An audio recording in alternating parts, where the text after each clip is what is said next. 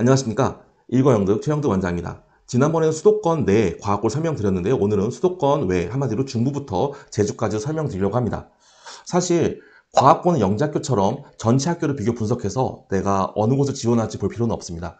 왜냐하면 광역단위이기 때문에 우리 지역에서 지원할 수 있는 과학고는 한 개 내지 두 개로 제한적이 되죠. 하지만 전국 20개의 과학고 입학 요강들을 쭉 분석하다 보면 우리 학교 지역 내에 써 있는 것과 다르게 이런 것들을 과학고에서도 볼 수 있겠구나 라는 인사이트들이 생깁니다. 세종, 한성부터 시작해서 경기 북가고 그리고 부산 일가고까지 다양한 친구들을 만나면서 면접 및 자기소개서를 준비하고 있습니다. 이 공통적인 부분들이 무엇인지 같이 확인을 해보고요. 이번에 어떤 조그만 부분들이 변했는지도 같이 살펴보도록 하겠습니다.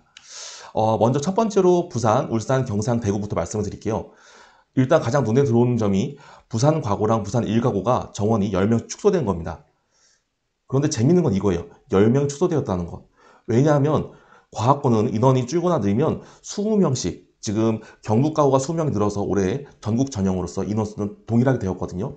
근데 이런 식으로 20명씩 늘어나야 되는데 이번에 부산에 있는 과학고들은 10명씩 줄어들었습니다. 반에 반 명씩 줄어든 걸까요? 그런 건 아니고요. 부산 교육청에서 과학고만 20명에서 18명으로 한반 인원을 축소시켰습니다.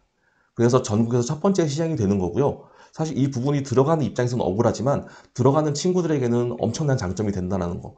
실제로 과학고는 일반기 고등학교보다도 인원수가 훨씬 적음에도 불구하고 더 줄어든 거거든요. 선생님들의 집중적인 관리가 더 가능하겠죠. 네, 이렇게 부산 쪽에서는 특징이 한 가지가 있고요. 그 외에는 전년도와 비슷합니다. 그런데 한마 관심 있게 볼 부분이 있어요.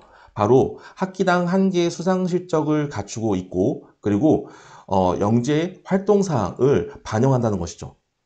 반대로 보시면 대구 일가구 같은 경우엔 수상 실적만 가지고 있습니다. 자, 이 부분이 내가 지원할 고등학교를 볼 때 첫 번째로 확인하셔야 될 부분인데요. 잘 보지 않으시는 경우들이 있어요. 이런 식으로 대구 일가구의 서류 사항을 보면 상급 학교 제공 수상 경력 학기당 한 개씩을 반영하고요. 학생부 투 출력 옵션 중 영재 기록 사항을 제외하게 되어 있습니다.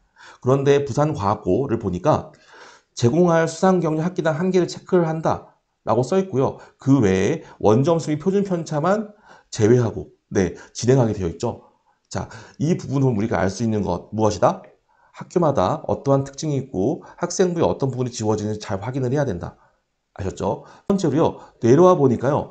경남가고와 창원가고 중에 창원가고에 노란불이 켜져 있는 걸 볼 수 있습니다. 경남가고와 창원가고는 둘 중에 어디를 갈까 고민하는 학교였었는데요. 사실 경남가고 실적이 조금 더 높아서 세종, 한성 다음을 이루고 있습니다. 자, 그런데 창원가고가 매년 경남가고는 항상 다른 스탠스를 보였거든요. 그런데 내신 반영 부분에서 20, 30, 50에 학년별, 학기별 편차를 준다는 것을 동일시했어요. 두 번째로 원래 창원가고는 4번의 전형을 겪는 독특한 학교였습니다. 그런데 이번에 3단계를 똑같이 맞추긴 하는데요. 단 2단계 일정에서 소집과 방문 면접 일정을 좀 나누어 놓았습니다. 실적이 좋다라고 하는 경남가고의 특징을 살펴보면 경남가고와 대전 동신가고 두 군데가 가장 디테일한 점수 반영 비율을 보이고 있는데요. 이런 식으로 1단계, 2단계, 3단계의 정확한 점수 비율 그리고 각 학기마다 몇 프로의 점수를 반영하는지까지 정확하게 보여주고 있습니다. 자, 이런 부분 때문에 입시의 민감성이 더 있지 않을까라고 생각이 들기도 하네요. 중부, 강원, 제주, 전라 시작은 아까 말씀드린 대전입니다. 대전동신과학고는 대전과학고가 영재학교를 만들어주고 가장 늦게 과학고 쪽으로 합류를 한 학교 중에 하나인데요. 보시면은 전년도에 2, 3차를 통합해서 지원했다가 이번에 2단계에서 1.5배수를 선발한 특징이 있습니다. 그래서 대전동신가고가 지금 이쪽에서 보이는 중부부터 제주까지 학교 중에 유일하게 1단계에서 3번 선발, 2단계에서 한 번 선발 후에 3단계 최종 선발하는 특징을 가지고 있습니다. 과연 대전동신가고가 아까 경남가고가 얘기했던 것처럼 얼마큼 정확도를 가지고 있냐라면 보시는 것처럼 검정고시에서도 모두 90점 이상 과목이 돼야지만 들어올 수 있다라고 이야기를 하고 있어요. 근데 사실 이 부분은 나중에 말씀드리겠지만 자사고 같은 경우엔 거의 5과목 만점을 가지고 있는 친구들만 지원 가능하게 되어 있는데 조금은 여유롭습니다. 마찬가지로 과학고는 혹시나 수학, 과학에 B가 하나 있더라도 합격할 확률이 꽤 있다는 거 한번 생각해 볼 필요가 있습니다. 자, 오른쪽에 보니까 대전 동신가고도 경남가고처럼요. 교과 성적과 서류 평가 그리고 소집 면접 각각에서 반영하는 점수의 비율이 명확하게 나타나 있죠. 자, 이 부분은 경남과 대전 동신도 있지만 우리도 준비를 하면서 어떤 부분이 굉장히 중요하겠다라는 고민을 갖게 될 겁니다. 다음으로 이번에 충북과고에서 일반 전형 이외에 AI 전형을 만들었습니다. 그런데 아쉬운 건 무엇냐면요. 이 AI 전형이 참 잘 돌아갔으면 좋겠다라고 생각이 드는데 단 3명만 선발을 합니다. 이 부분이 최소한 10명 정도 뽑아줬어야 이 AI 전형이 잘 돌아가지 않았을까라는 아쉬움이 있는데요. 어쨌든 3명을 선발하게 되고요. 이 3명의 친구들이 먼저 AI 전형에 맞게 자소서와 추천서를 제출하고 나면 혹시나 탈락 시에 이 친구들이 모두 통합해서 일반 전형의 면접을 보게 되는 것도 특징 중에 하나입니다. 마지막으로 전남가고, 전북가고, 제주가고는요. 전년 대비 큰 변화가 없는데요. 가장 눈에 띄는 게 내신 반영 학기와 서류의 특징입니다.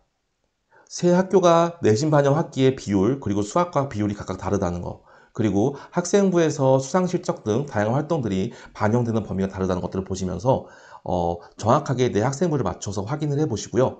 내 학생부에서 지워지는 것, 그리고 이 지워지는 것들을 반대로 자기소개서는 어떻게 잘 녹여낼 수 있을지 고민을 해 보셔야 됩니다. 특히 영재학교에서 바로 과학고로 넘어가는 친구들 같은 경우에 자기소개서를 그냥 그대로 적으려고 하는 친구들이 많은데요.